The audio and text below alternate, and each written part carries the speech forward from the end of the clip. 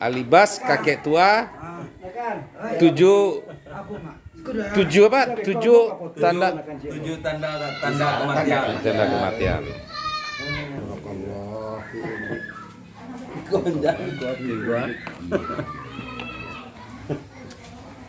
Tidak ada nikmat Tuhan, bukan Tuhan Allah. Ya, tidak ada nikmat yang besar. Karena tiada Tuhan selain Allah. Nyutoh itu seperti itu mak. Iya nak. Dan batuan-batuan Tuhan kau banyak Tuhan batu, Tuhan kayu, Tuhan lain. Tuhan Namir. Umur boleh tuh, tapi ilmu baru sebatang lagi yang baru nak. Jadi sebenarnya umur kau bukan bertambah mak, berkurang. Berkurang. Ya. Ada ilmu. Cuma bilang, kenapa bertambah? Nanjak tahu mak, kau kurang. Pola 50 kate. Anda boleh. Alibas kakek tua, tujuh tanda kematian. Malam tadi ya, dia kan, iya, mungkin coba mana semua. Di pengajian sana. Di bawah masjid apa namanya? Kamu alhamdulillah hadir kemarin. Siapa? Jadi itulah. Iya. Wala. Kalau kamu jangan malu-malukan. Menyampaikannya hak itu ya Pak Ima. Iya. Ya kan? Jadi mau tanya sama Bapak Ustadz ini, Iya, rata sampai sama Apa itu? masalah tentang seseorang Iya, Pak. manusia. Hmm. Jadi kalau didengar-dengar, ya kan, katanya kalau namanya dia setelah lahir diazani, berarti dia kan udah boleh dikatakan dia Islam, kan gitu, 7 perangkat setan itu. ya kan? Apa itu? Tapi setelah dia beranjak Dewasa. remaja, anak-anak, dewasa, setelah itu jadi orang tua. Tapi yang namanya yang wajib dia tidak pernah melaksanakan. Itu kuncinya. Dengar dulu, Pak Ya Ustadz. betul. Pak Ustadz dengar dulu. Ya. Setelah itu dia meninggal dia, ya kan? Apakah itu wajib bagi kita yang mengetahui tapi dia tidak pernah melaksanakan yang 5 waktu? Ya. Gimana itu pandangan Pak Ustadz? Sebenarnya Nabi mengatakan, kalau orang yang tidak pernah sholat selama hidup, jangan dekati jenazah. Jangan apa? Bagi yang tahu. Jangan apa? Jangan dekati jenazah. Siapa yang ngurusin? Ya. Tapi kita harus berpikir kok, yang meninggal itu siapa? Kan manusia, sama dengan kita. Masalah ibadah itu hubungan dia dengan Allah. Betul. Bukan hubungan kita. Betul. Ya kan, tegakkah kita saudara kita dibiarkan begitu aja? Betul. Itu kalau yang tadi, itu 7 perangkat setan itu. Apa yang pertama? Tahu nggak 7 perangkat setan itu? Satu, bagaimana lahirnya bayi-bayi ke permukaan ini tanpa diazankan, tanpa dikamatkan. Tapi sekiranya kalau sudah diazankan atau dikamatkan, itu sudah Islam namanya itu. Betul. Nah, perangkat yang kedua, bagaimana dia Islam jangan sholat. Jangan sholat. Ini adalah alibas. Tanya bapak tua, kamu agama kamu apa? Wah ini Islam. Nih KTP saya. Nih kakak saya Islam. Tapi kamu tidak sholat. Dia di sudah KTP. bersahadat. Hanya di KTP. KTP. Sudah dia bersahadat, lalu sudah sholat. Bagaimana dia sholat itu? Dia ikut cara Nabi. Nabi itu sholatnya di mana azan dikumandangkan, berjemaah, bertakbir bersama imam. Allahu Akbar. Imam itu Allahu Akbar. Allah Akbar. Kita sholat sendirian di rumah. Memang kita bisa. Kita tahu bahwa sholatnya di masjid itu 27 keuntungan. Berapa? 20 berapa? Iya. Nah, 27 keuntungan Allah berikan kepada kita. Tapi kita kan tidak tahu. Enaknya sholat di rumah. Tapi yang namanya setelah dia meninggal, Iya. kita mengetahui. Tapi bagi yang tidak mengetahui kan wajib. Bagi yang mengetahui Tentang menyelenggarakan. Wajib. wajib lah. Tapi bagi kita yang mengetahui, kita menyolatkan. Ya salah satunya menyolatkan lah. Iya. Apakah pahala ataukah berdosa kita? Masalah dosa Urusan itu Allah. bukan urusan kita. Ya. Urusan kita adalah menyelamatkannya dari awal sampai akhir. Ya. Lalu kesembuhan serahkan kepada Allah. Amin. Bapak ingat enggak seorang pelacur? Rasa-rasanya kalau seorang pelacur ini enggak ada kebaikannya. Tapi ada satu kebaikannya. Memberikan seteguk air kepada seorang wowo. Seekor wowo. Anjing ya. Anjing. Apa kata? Aku ampunkan dosa-dosanya. Dan aku masukkan mereka ke dalam surganya Allah Subhanahu wa ta'ala. Allahu Akbar. Yang kedua, seorang pembunuh keras kakap. Sudah 99 orang yang dibunuhnya. Ingin tobat, tanya sama Ustaz. Ustaz, kita ingin tobat. Karena kejahatan kita luar biasa tingkat tinggi. Sudah 99 saya membunuh orang. Hobi saya minum, mabuk berzina. Adakah pintu tobat buat saya? Ada. Oh, Ustaz ini dalam bahasa kerennya enggak ada kamu kejahatan kamu luar biasa nih. Pancung Ustaz ini. Mati Ustaz. Jumpa dengan ulama. Allahu Akbar. Lama.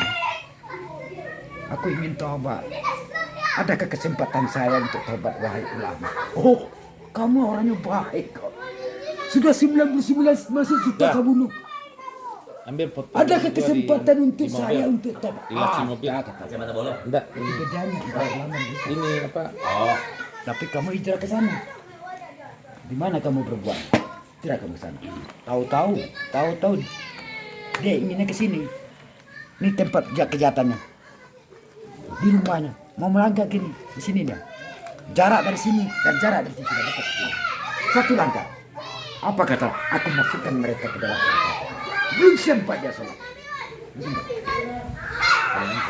Betapa besarnya nikmat, kebesaran Allah, rahmat. Gimana kan depan ya? Makanya jangan sekali-kali memandang seseorang itu. Kamu tingkat kejahatan kamu sudah tinggi. Kita tidak tahu bagaimana akhir hayatnya. Sejarah membuktikan fakta mengatakan Umar ketika dia belum masuk Islam, serigala perang pasir di bulan. Kalau ada orang yang bernama Umar, takut orang mendengarnya. Ketika pemuka-pemuka Quraisy dakwah di Mekah, siapakah yang pantas membunuh Muhammad? Siapa? Tahu nggak? Hah? Tanya pemuka Quraisy, siapa yang pantas membunuh Muhammad? Tentang Muhammad. Wahai kaumku, aku yang akan membunuh Muhammad. Apa kata pemuka-pemuka? Memang engkau pantas membunuh. Kamu sebelum manusia Islam. Ketika itulah baginda Nabi besar Muhammad SAW berdoa, ya Allah, beri hidayah Umar. Akhirnya bagaimana? Umar dapat hidayah kan? Umar dapat hidayah. Ketika Umar masuk Islam, Umar dakwah di Ka'bah. Apa dakwah Umar? Siapa yang ingin istrinya jadi janda? Anaknya yatim piatu. Ada bisa ya? Nah, ada pemuka-pemuka kulit tunjuk tangan. Kalau sekiranya ada tunjuk tangan, Allah. Sudah berapa kali? Sudah berapa? 4. Sudah 4. Lalu apa lagi? Hah? Jangan istiqomah dalam beramal. Jangan ikut cara Nabi. Lalu apa? Jangan ikhlas. Beribadah itu jangan ikhlas. Satu kebaikan 10 kali diingat-ingat. Yang diingat itu kesalahan kita, bukan kebaikan kita. Sudah, jangan kebaikan kita. Wah, ini tonggang di sini. Anak mentangga kawamu ya kau ini. 20 karom di sini mesti orang tuh. Itu tidak ikhlas nih. Yang kali pikirkan dalam sajiku labarado suaka. Kalau dapat kita memberi jangan nampak tangan kiri. Jadi kebaikan lagi kurang. Labarado suaka. Lepantas yang masuk kalau masih manusia yang cacat seperti ambo ya. Yang banyak dosa. Lepantas. Yang terakhir jangan dakwah. Bang boleh dakwah tapi jangan jauh-jauh ya. Nanti aku kesepian dong. Hai. Ataku ini bini. Iya. Jadi masalah 7 tanda-tanda kematian. Begini ya. Andai kata ini terjadi pada si mayit, Ya. ya kan? Enggak ada, Mang. Enggak ada, Mang. Setelah dimandikan itu dikafani, ya kan? Digantung apa? Pada prinsipnya andai kata dia mau dikafani, kan otomatis sebelum kita memandikan itu kan yang namanya manusia itu kan dilebihkan sejengkal, dilebihkan Waalaikumsalam. di kepala, dilebihkan sejengkal di kaki kan gitu. Yang dilebihkan itu apa? Ya untuk ikat pocong kan gitu. Iya, kain kafannya. Kain kafan. Iya. Ya kan? Iya. Tapi setelah ingin dikafani, ternyata Allah berkehendak lain. Kan Apa gitu. kejadiannya? Ya kejadiannya salah satunya saya pernah menghadapi yang udah begitu.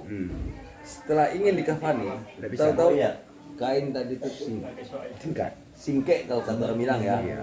Tingkat kan. Ya. Jadi dengan kesimpulan saya, ini mayat saya angkat adalah kira-kira bertiga lah gitu, termasuk anaknya gitu kan, diangkat. Setelah itu digeserkan kain kafannya, bisa ke atas atau bisa ke bawah gitu, untuk supaya bisa diikat gitu jadi kopi.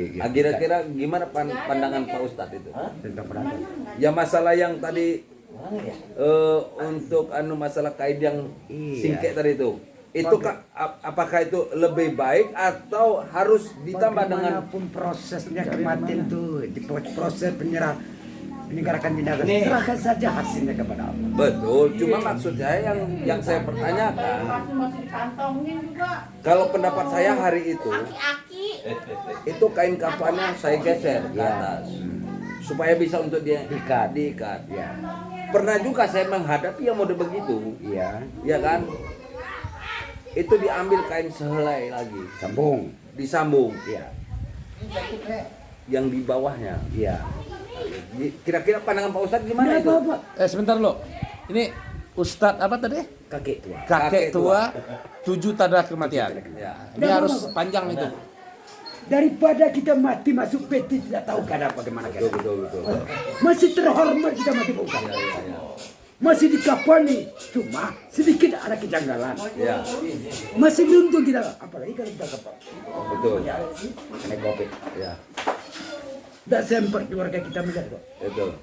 Jaga jarak, tutup mulut di rumah saja. Jadi kalau yang model itu kira-kira Kita sempurnakan, serahkan kepada Allah. daripada tengango ya. Nah, ada yang aneh. Ya Allah, beginilah kemampuan kami ya Allah. Iya, iya. Kami tidak tahu rahasia di balik ini. Iya, iya.